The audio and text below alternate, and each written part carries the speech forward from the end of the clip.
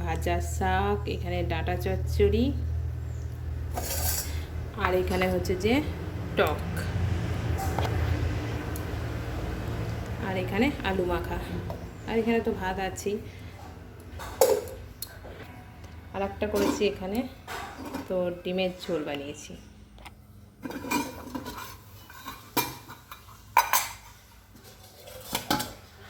এই দাও। তো সব কিছু রান্না কমপ্লিট করে নিয়েছি। তোমাদের স্বাগত জানাবি ছোট্ট একটা গ্রাম থেকে, আমি চিত্রা। তো চলো রেডি হয়ে নিয়েছি, রান্নাবান্না সকালে তো করে নিয়েছি। তো এখন যাচ্ছি বড়ে আর আমার একটু কাজের জন্য। তো চলো কোথায় যাচ্ছি না যাচ্ছি পুরো ব্লগটা দেখতে থাকো, নিশ্চয়ই ভালো লাগবে আশা করি। তো সকলেই রেডি, ও রেডি, আমি রেডি। তো মানে রেডি হতে যদি একটু দেরি হয় তাহলে দেখিয়ে শেষ করে দেবে, এত বকতে পারে। তো চলো যাই। দুজনাতে ভিজতে ভিজতে যাও ভাই।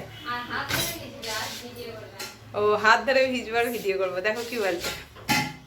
আমার মাথা গরম হয়ে যায়, এখন বলবে নাকি কিছু আমাকে? এখন কিচ্ছু বলবে না। হ্যাঁ, ছাতাটা বার করো, ঝোলাতে ভালো আছে।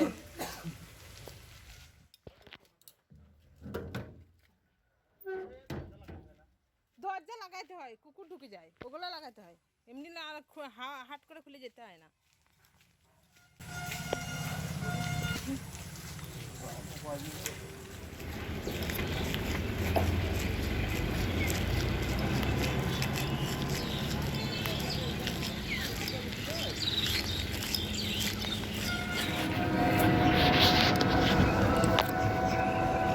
দোকান দেখলে না? কত দূর যাবো? বা বেশি জন যাবা? আর ওর ওপর কে যাবা? মানে ওর কাছকে ওপর কেন তো ওইখানকে যাবা কি কাছকে যাবা কি? যাবা না? হ্যাঁ না তুমি বলবো। হ্যাঁ যাবে যাবে, বেশ ঠিক আছে। ওই সময় যদি হয় তাহলে যাবো, না কি করে যাবো?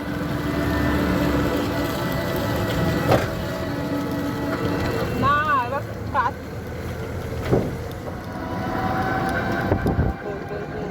যদি সময় হয় তাহলে যাবো, না হয়তো পুজো ঘর যাবো।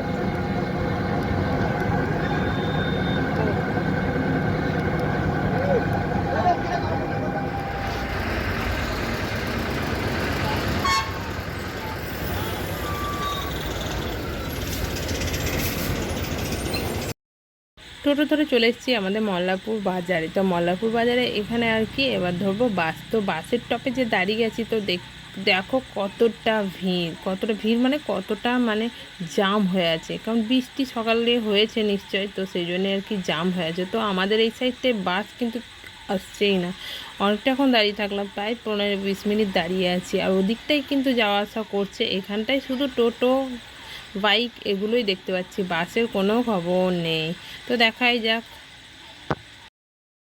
শেষ পর্যন্ত বাস এসে হাজির। তো বাসে চাপলাম, তো দেখতে পাচ্ছ কতটা ভিড়, দেখো সেটা দেখো। আগে প্রথমে তো অনেকটাক্ষণ দাঁড়িয়েছিলাম, তারপরে আর কি বাস থেকে নামলাম। তো এখানে চলে এসেছি রামপুরহাট বাজার। তো রামপুরহাট বাজার বলতে গেলে আমার কোনো কাজ নেই এখানে, আর কি বরের কাজের জন্য আমাকে দরকার।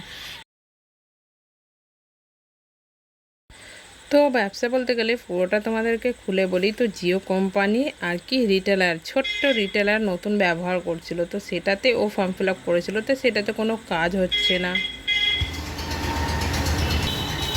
রাস্তা ভুলে গেছি, এখন কোন জায়গায় রাস্তা এখন সেটাই খুঁজে পাচ্ছি না। তো চলো খুঁজে বেড়া।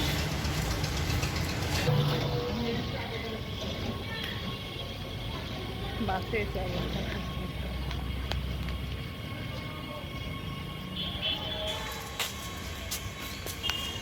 সবসময় আগে আগে, আমি পিছনে পিছনে বরাবর। কতটা গদি বেরোবে তার এখন ঠিক নেই। হ্যাঁ ওই আবার কি সিস্টেম? ও এটাই অফিস।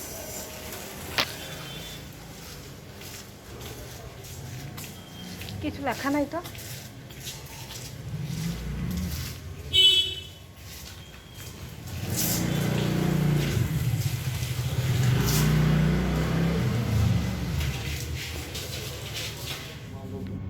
ঢুকলো তো, তো গাড়িটা হয়ে যায়।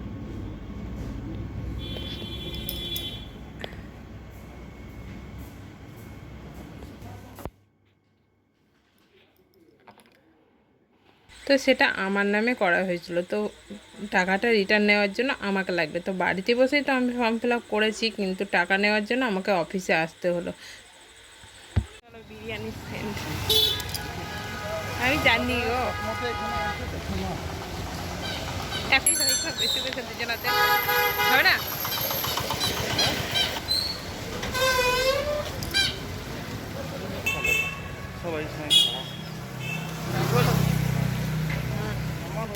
করবো হবে না, এমনিতে তো ঘরে করলে। তো তারপরে দেখো কাজ কমপ্লিট হয়ে গেছে, শুধু কয়েকটা সইয়ের জন্য আমাকে আসতে হলো। তো তারপরে চলে এসেছি এখানে রামপুরার বাস স্টপে, যে তো ওখানে দাঁড়িয়ে আছি। তো অনেকক্ষণই হলো। তো এই বাসে যাওয়া আসা এটাই প্রবলেম, কখন যে বাস আসবে না তার এখন ঠিক নেই। তো যাই হোক বসে আছি, ও তো দাঁড়িয়ে আছে, ও তো বসবে না। আমি ভাবলাম যে আমার একটু পাতে ব্যথা, তোমরা তো সকলেই জানো যে আমার একটু পায়ে প্রবলেম আছে। তো সেই জন্য আমি বেশিক্ষণ দাঁড়িয়ে থাকতে পারি না। তো আমি বসলাম। তারপরে দেখো অনেকক্ষণ থাকার পর আর কি চলে এসেছে বাস। তো এবার বাসে বলছি, তো এই বাসটাই যাবে ভাবলাম, টেট বাস। তো তারপরে দেখছি যে না, এটা আর কি দাঁড়িয়ে গেছে, ওটা আর যাবে না আর কি।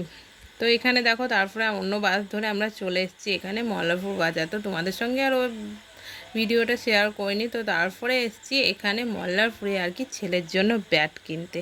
তো ছেলের খুবই বায়না যে ও ব্যাট নেবে।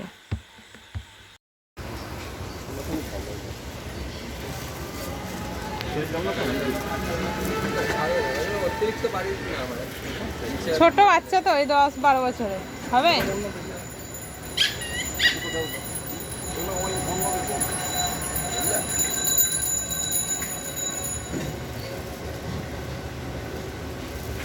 এই ডাঁটটা মনে হচ্ছে খুব একটা মোটা না। হ্যাঁ না, ভারী দেখো বাবু, চালাতে পারবে না, কাঠ হালকার মধ্যেও তো হয়।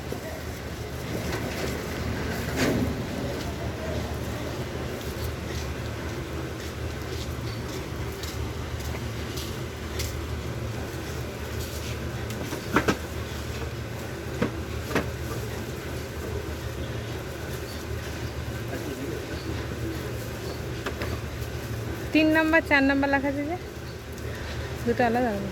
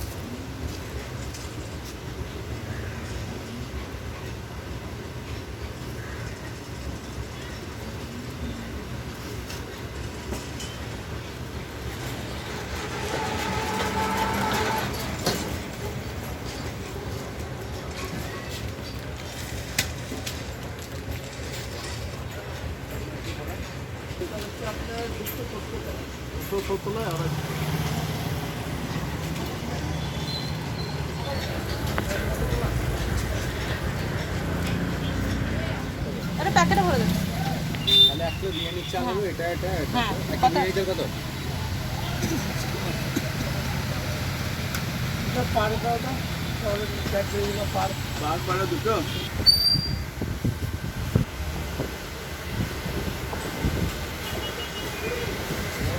তো রামপুরার বাজার তো যাওয়া হয়েছিল, তো ওখানে ভাবলাম যে বিরিয়ানি নেবে, তো ওর খুবই ইচ্ছা ছিল বিরিয়ানি নেওয়ার। তো আমি বললাম যে ঠিক আছে, বিরিয়ানি আর নিতে হবে না, কেনা তো প্রতিবারই খাওয়া যায়। তো আমি বললাম যে সব সরঞ্জাম নিয়ে নাও বিরিয়ানি। তো এখানে দোকানে আর কি সব কিছুই নেওয়া হলো। তো এবার যাচ্ছি বাড়ি, তো বাড়িতেই বানিয়ে দেব। তো তোমাদের সঙ্গে সেটাও শেয়ার করবো। তো চলো দেখো আমার ব্লগটা। তো চলো, তো দুজনের ভাত ঠিক করে নিয়েছি, বাড়ি চলে আসলাম। তো তারপরে ওর আর আমার দুজনের ভাত খাবো। এটা ওর, এটা আমার, এটা আলু সিদ্ধর বাটি ছিল, এটা আমি নিলাম। এখানে টক। হ্যাঁ হ্যাঁ, ওইটাই তো বলছি। খুব আনন্দ হলো নাকি ব্যাট পেয়ে?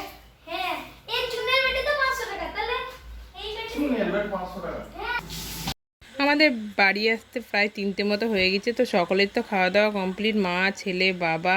তো চলো আমরা দুজনে এবার খাওয়া দাওয়া করে নিয়েছি। তো আজকের মতো ভিডিওটা এখানে শেষ করছি। তো কেমন লাগলো নিশ্চয়ই কমেন্টে জানাইও। তো কালকে আসবো বিরিয়ানি।